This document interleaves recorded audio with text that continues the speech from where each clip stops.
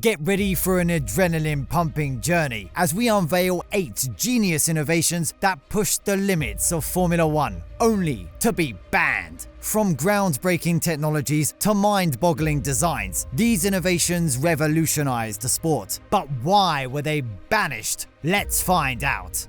Active suspension was an innovative technology developed by Lotus to maintain a steady ride height in Formula One cars. It aimed to maximize grip and aerodynamic efficiency. After a decade of development, Williams became the first team to win the World Championship with an active suspension car. The concept originated from the controversy surrounding ground effects and skirts in 1981, which led to the banning of Lotus 88. Lotus experimented with early versions of active suspension, using hydraulics to reactively adjust the car's altitude. However, they faced challenges due to limited data processing capabilities. In 1987, Lotus tested the Active Ride 99T, but the system added weight and drew power from the engine. Williams developed a more efficient active suspension system and achieved success. Lotus eventually abandoned active suspension, while Williams persisted briefly before switching to conventional suspension.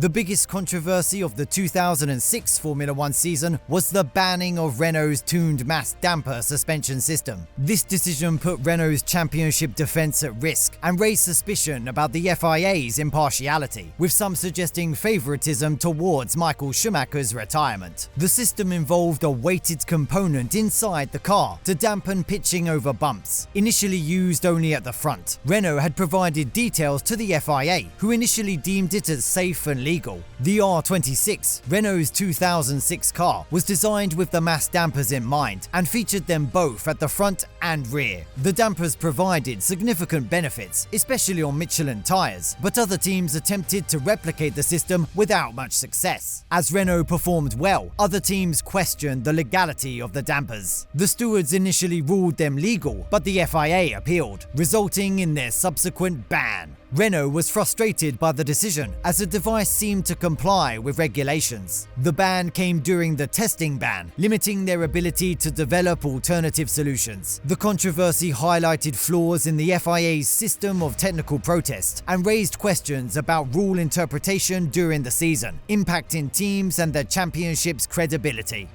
The 1970s witnessed a wave of bold and unconventional car designs in Formula One. Among them, Brabham's fan car stood out by achieving a 100% victory rate, winning one race before being banned. Gordon Murray, the designer for Bernie Ecclestone's Brabham team, was a genius in his own right, comparable to Colin Chapman. In 1978, Chapman's Lotus 79 introduced groundbreaking ground effect aerodynamics, utilizing skirts that created low-pressure areas, increasing grip and reducing lap times. Murray faced challenges adapting ground effects to Brabham's wide Alfa Romeo flat 12 engine, which required substantial cooling. To address both issues, he installed a fan at the rear of the car to cool the engine and generate suction, pressing the car onto the track. While the fan's primary purpose was deemed as cooling to comply with regulations, it significantly enhanced the car's performance. However, rival teams protested, citing concerns about stones being thrown by the fan. The controversy became political, involving Bernie Ecclestone and the Formula One Constructors Association.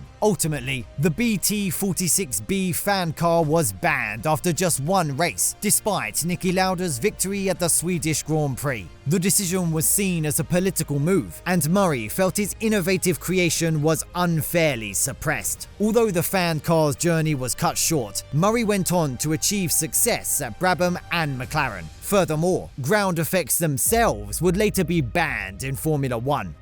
Among the exotic technologies that have been banned from Formula One, four-wheel steering stands out as an innovation that was developed after it was outlawed. In 1993, the FIA announced a ban on driver aids for the 1994 season, which included technologies like four-wheel steering, despite it not being utilized in F1 at the time. Benetton, however, decided to test a hydraulically operated rear steering rack on their B193C version, even though they knew knew it would be illegal soon. The system allowed for a 2-degree steering angle adjustment of the rear wheels in either direction and had fail-safe measures in place in case of failure. Both Michael Schumacher and Riccardo Patrese preferred the conventional front wheel steering setup, as they found no significant advantage in lap times with the 4-wheel steer. Schumacher mentioned that while it felt good, it didn't change much in terms of performance. Ultimately, Benetton didn't use the system in races, and the FIA's decision to ban 4-wheel steering remained unchanged. It's possible that the technology didn't offer a significant advancement to justify its use, regardless of the rulebook's intervention.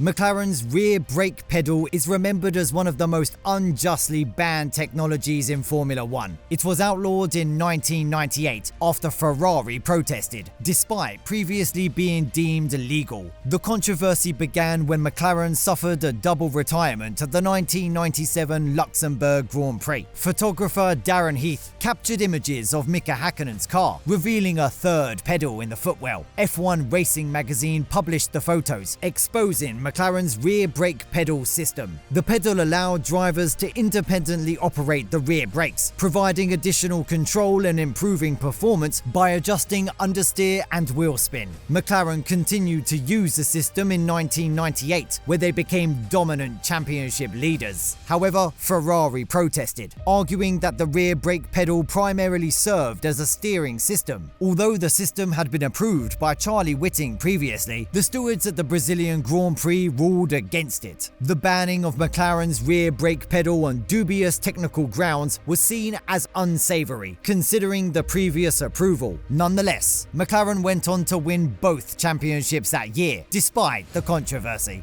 In the realm of unusual innovations in Formula One, the concept of 6-wheeled cars emerged and captured attention in the 1970s. Multiple teams, including Tyrrell, March, Ferrari and Williams, experimented with this unconventional design, resulting in some of the most peculiar-looking F1 cars ever seen. The idea behind the 6-wheeled cars was to increase grip and reduce drag. The Tyrrell P34, designed by Derek Gardner, featured 4 small wheels at the front, allowing for reduced drag and improved grip. Goodyear had to produce tiny 10-inch or 250mm tires specifically for this car. Despite initial skepticism, the Tyrrell P34 achieved its first and only victory in Anderstorp, Sweden, driven by Jody Scheckter. Other teams also ventured into the world of 6-wheeled cars. March planned to place 4 wheels at the back, driven for enhanced traction, but their 240 chassis never made it to the track. Ferrari also experimented with 4 rear wheels on its 312 T6, inspired by the pre-World War II Auto Union Bergrenwagen. However, these designs never raced, and there are even rumors of Ferrari considering an 8-wheeled car. Williams, known for their engineering prowess, developed their own 6-wheeler with ground effect aerodynamics in mind. They aimed to maximize grip by using a 6-wheel chassis. By having front wheel width tires at the rear, the car could extend the skirts along the entire length of the car, further enhancing grip. Additionally, in wet conditions, slick tires could be used on the rearmost axle as the tires in front cleared the road of water. Williams' 6-wheeled car showed remarkable performance potential, with a lift-to-drag ratio surpassing that of ground effect cars. However, as ground effects were subsequently banned, the 6-wheeled concept faced restrictions from the governing body. 4-wheel drive was banned in 1983, and soon after, F1 cars were limited to only 4 wheels. The brief existence of 6-wheeled F1 cars showcased the potential for extreme performance if regulations were less restrictive. Despite their banishment, these peculiar designs left a lasting mark on the history of Formula One. BMW's secret during the 1980s was an ultra-potent fuel derived from TOLUENE, which provided significant power to their turbo engines in Formula One. Rumors circulated that the fuel was similar to the aviation fuel developed by the Nazis during World War II, but the connection was largely fictional. Renault, who had introduced the turbo engine to F1 in 1977, missed their chance to win the championship in 1982 due to unreliability. In 1983, BMW's breakthrough with their fuel allowed Nelson Piquet to secure the driver's title, surpassing Renault's Alain Prost. The superfuel increased boost pressure and power output, estimated to be around 1,300 HP. However, the FIA eventually restricted boost pressure and banned turbos. While the Nazi link is a captivating legend, the fuel used by BMW only shared a few minor compounds with wartime aviation fuel.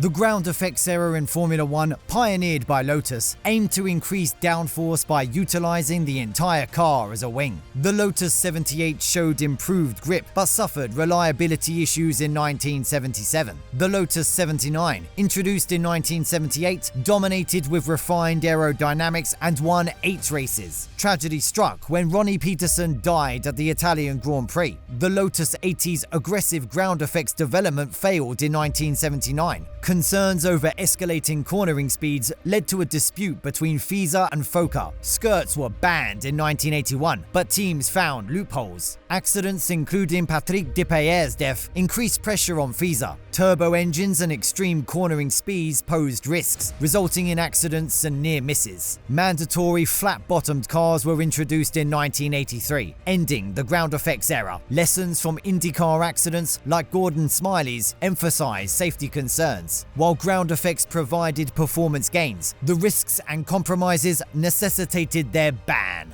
And there you have it, folks. We've explored 8 incredible innovations that were banned from the world of Formula One. These genius creations challenge the boundaries of speed, performance, and technology. While they may no longer grace the track, their legacy lives on, reminding us of the constant quest for innovation in the world of racing. Thank you for joining us on this exhilarating journey, and we'll catch you next time on our racing adventures. If you enjoyed this video, smash the like button, hit subscribe, and make sure to ring the notification bell so you never miss out on future adventures. Until next time, stay fast, stay fearless.